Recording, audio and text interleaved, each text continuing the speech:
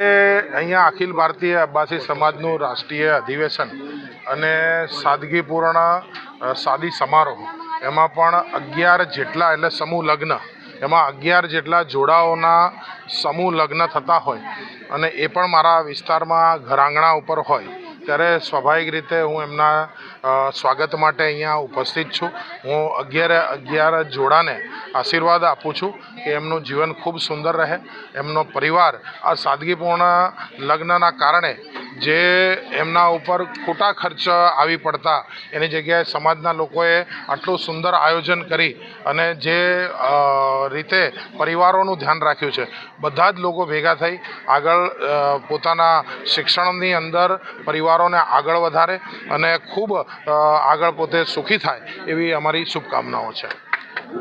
सबसे पहले तो आज जिस तरह से अखिल भारतीय अब्बासी और बिस्ती समाज के जानिब से एक सम्मेलन था और इनका अधिवेशन भी है, और साथ साथ बड़ी खुशी हुई कि जिस तरह से इन्होंने समूह शादी, इज्तिमाई शादी का भी इंतज़ाम किया है। मैं मेरी इनके पूरी कमेटी को दिल की गहराइयों से उनको मुबारकबाद देता हूँ कि अब्बासी समाज की तरफ से आज पूरे हिंदुस्तान से, गुजरात, राजस्थान, MP, दिल्ली, अलग अलग जगहों से वहाँ के सब आगेवानों को बुलाया है उन्होंने, और आज अहमदाबाद के अंदर इनका ये सम्मेलन भी और इज्तिमाई शादी भी है। आज जिस तरह से देश के अंदर मैं बात करूं कि जिस तरह से एक नफ़रत का माहौल होता है, ऐसे नफ़रत के माहौल में उन्होंने मोहब्बत का पैगाम दिया है। आज यहाँ पर जिस तरह से स्टेज के ऊपर हमारे हिंदू समाज के हमारे बड़े भाई, ऐसे इस विस्तार के MLA अमित भाई और बहुत से आगेवानों को भी यहाँ उनको बुलाकर इन्होंने सम्मान दिया। यही हमारे देश की एकता, यही हमारे देश का कल्चर है। हम लोग हमारे देश के अंदर हमारी गंगा जमनी तहजीब ये सिखाती है कि तमाम समाज के लोगों को साथ में लेके चलो। आज जिस तरह से ये समूह लगन हुए, 11 दूल्हा और दुल्हन जो अपनी ज़िंदगी की नई शुरुआत करने वाले हैं, मैं उनको दिल की गहराइयों से मुबारकबाद देता हूं। और ख़ास करके इनके आयोजक है, क्योंकि कोई प्रोग्राम करना है तुम्हारे को तो उसकी बहुत पहले से तैयारी करनी पड़ती होती है, पैसा खर्च होता है, वक्त देना पड़ता है, और ऐसे माहौल के अंदर उन्होंने इतने अच्छे से इंतज़ाम किया है।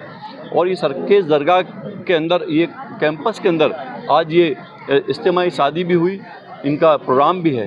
तो मैं फिर से एक मरतबा दिल की गहराइयों से उनको मुबारकबाद देता हूँ। और इसी तरह आज उनका ये दूसरा प्रोग्राम हुआ है, आने वाले दिनों के अंदर भी इसी तरह ऐसे प्रोग्राम करते रहें। और कुछ भी गुजरात के अंदर पॉलिटिकली कुछ भी काम का, जो आपको एजुकेशन का काम हो, हेल्थ का काम हो और कोई सामाजिक काम हो, तो आप मुझे ज़रूर से कांटेक्ट करना। मैं आपके साथ, आपके हर प्रश्न के लिए, आपके कोई भी कामकाज के लिए हमेशा मेरा ऑफिस खुला है, कभी भी आप आ सकते हैं। और आपकी जो कुछ भी फरियाद है, कुछ भी आपकी समस्या है, मुझे आप बता सकते हैं। मैं एक मरतबा फिर से तमाम लोगों का, जिन लोगों ने इस प्रोग्राम को आयोजन के अंदर मदद की है, मैं उन तमाम युवान, बुज़ुर्गों, तमाम लोगों का बहुत दिल की गहराइयों से मुबारकबाद देता हूँ। ताकि घर बसा सकें पूरी तरह से और निःशुल्क कर। आप क्या किसी को समूह लगन में जुड़ना है, किस तरह से जुड़ सकते हैं?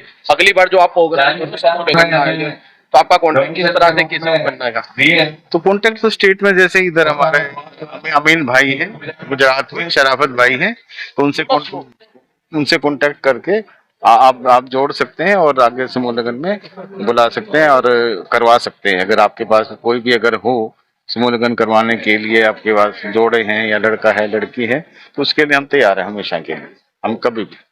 मेरा नाम शहजाद अब्बासी है, मैं दिल्ली से हूँ। अखिल भारतीय अब्बासी वेलफेयर एसोसिएशन में राष्ट्रीय महासचिव के पद पे हूँ। आज ये जो समूह लगन का आयोजन किया है, इसमें किस तरह से आप आयोजन करते हो, उसमें किस तरह से दूल्हा दुल्हन का कॉन्टेक्ट करने में? ये सामूहिक विवाह सम्मेलन जो हो रहा है, ये 11 जोड़ों का निकाह हो रहा है और ये अखिल भारतीय अब्बासी वेलफेयर एसोसिएशन के बैनर तले हो रहा है।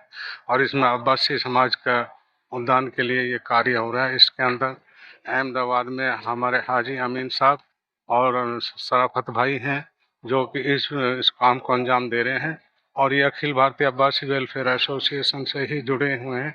यहाँ एक अखिल भारतीय अब्बासी वेलफेयर एसोसिएशन की संस्था अहमदाबाद जिला ब्रांच है, उसके बैनर तले ये प्रोग्राम हो रहा है। अखिल भारतीय वासी का उत्तर प्रदेश अध्यक्ष हूँ। इधर इधर इधर आज अहमदाबाद में जो समूह लगन का आयोजन किया हुआ और आप चीफ गेस्ट तरीके हो, तो क्या कहोगे समूह लगन को लेकर? जी बहुत अच्छा पहल हुई है माशाल्लाह, और ये पहल होनी चाहिए और ये चलता रहना चाहिए। गरीबों के लिए लोग हमारी अब्बासी समाज की वो चल रही है पहल, तो हम इंशाल्लाह करते रहेंगे। हाजी शकील अब्बासी राजस्थान प्रदेश अध्यक्ष। ये अखिल भारतीय अब्बासी वेलफेयर एसोसिएशन तमाम हिंदुस्तान के अंदर इसी तरीके का आयोजन करती है, और Akhil Bharatiya Abbasi welfare first priority है जो एजुकेशन को लेकर हम काम कर रहे हैं। और दूसरा हमारा जो अखिल भारतीय अब्बासी वेलफेयर एसोसिएशन, जो आप देख सकते हैं कि एक ही टेंट के छत के नीचे गरीब बच्चियों का सामूहिक विवाह सम्मेलन करते हैं, जिसके अंदर कम खर्चे के अंदर कितने हो जाते हैं। आज देखते हैं कि इस महंगाई के दौर के अंदर कितने बच्चियों के आज निकाह नहीं हो पाते हैं, शादियों के लिए बैठी रहती हैं। और अखिल भारतीय अब्बासी वेलफेयर एसोसिएशन का ये सपना है और ये कार्य हम इसीलिए करते हैं कि जो हमारे समाज में जो कुरीतियां हैं उसको दूर करा जाए। इस समूह शादी इज्तिमाई से ये जो कुरीतियां होती हैं वो समाज में दूर होती हैं। और अखिल भारतीय अब्बासी वेलफेयर एसोसिएशन तमाम हिंदुस्तान के अंदर इसी तरीके से निःशुल्क आयोजन करता रहता है और करते रहेंगे। हाजी शकील अब्बासी राजस्थान प्रदेश अध्यक्ष। माशाअल्लाह, आज अब्बासी समाज ने जो कुछ भी एक काम किया है, एक गरीब बच्चों के लिए किसी भी तरह का एक दूसरे समाज को बाजू पर रखकर, इन्होंने कहा था तो एक लड़की दो लड़की ऐसी थी जिसका परिवार रो रहा था और बोले शादी के लिए कुछ न कुछ इंतजाम करना है, तो मेरे पास आए तो मैंने अमीन भाई से राब्ता कायम करके आज वो दो बच्चों का भी यहाँ पर निकाह है।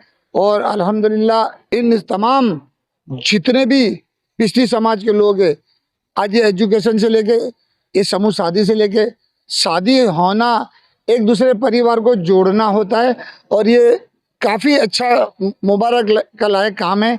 और मैं दिल की गहराइयों से तमाम बिस्ती समाज को, हिंदुस्तान से तमाम लोग आए हुए तमाम का मैं दिल की गहराइयों से सम्मान करता हूँ। और उनको यहाँ जुआपरा सरकेज या जहमत खट्टू के माशाल्लाह ये जंगा जदी तहजीब के मुकाम पर इनको बधाई दे रहा हूँ। समूह शादी से समाज को कितना फायदा है? समूह समाज में फ़ायदा ये है सबसे बड़ा तो कि एक दूसरे परिवार, लड़का और लड़की वाले परिवार को फजूल खर्चों से, फजूल रिस्मों से, आज कहीं कहीं नए नए जात के रिस्म निकलने लगे, पीले कपड़े हल्दी के दिन चाहिए, नहीं ये कपड़े वो चाहिए, वो नए नए तौर तरीक़ों से बाजू पर रखकर फजूल खर्च को बंद करना चाहिए। जितने हो सके तमाम समाज के लोग पार आए और समूह शादी का एक इंतज़ाम करें, जिससे आज आने वाला वक्त बहुत ही परेशानी का कम आमद तो जंग आमद, आमदनी कम होती है तो जंग होता है, लोगों को परेशानी होती है। तो मैं बराए मेहरबानी लोगों से भी आज आपके माध्यम से मैसेज देना चाहता हूँ कि जितनी ज़्यादा हो सके फजूल खर्च से मिटे और फजूल रिस्म से मिटे।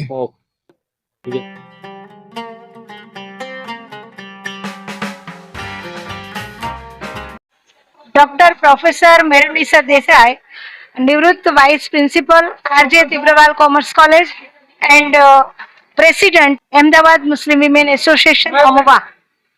आज जो समूह लगन के प्रोग्राम में आए हो, क्या कहोगे इसको प्रोग्राम को लेकर? बहुत ही अच्छा लगा, ऐसे प्रोग्राम हर शहर में होने चाहिए। अखिल भारतीय अब्बासी वेलफेयर एसोसिएशन पूरे राष्ट्र में से लोग आए हैं और मुझे बहुत ही अच्छा लगा, एक दूसरे को ताउन करते हैं।